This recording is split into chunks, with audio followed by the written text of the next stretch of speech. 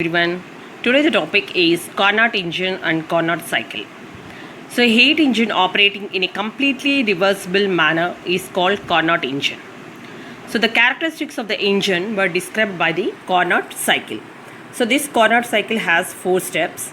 The first step is a system initially in thermal equilibrium with a cold reservoir at temperature Tc undergoes reversible adiabatic process that causes temperature to rise to that of hot reservoir at Th.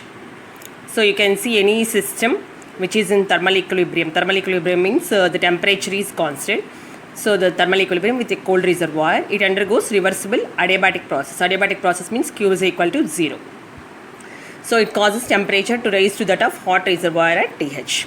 So the system maintains contact with the hot reservoir at Th and undergoes reversible isothermal process. That is a constant temperature process during which heat QH is absorbed from the hot reservoir. Then the system undergoes again reversible adiabatic process in the opposite direction of step 1, which brings the temperature back to that of the cold reservoir at Tc.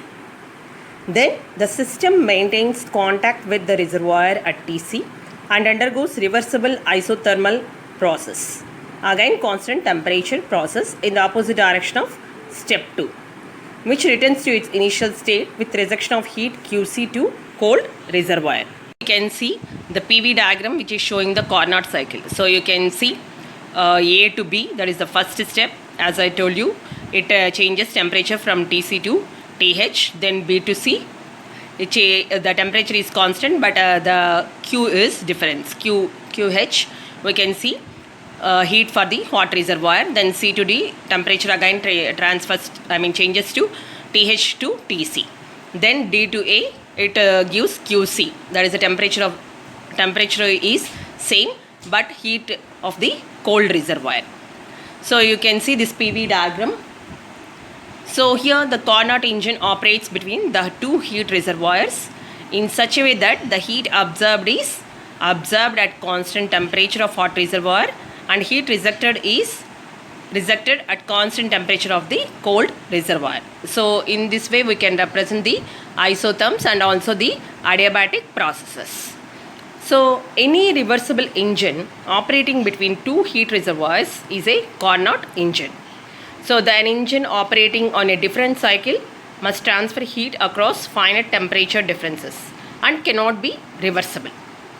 So the Carnot cycle operated in opposite direction, it becomes reversible refrigeration cycle.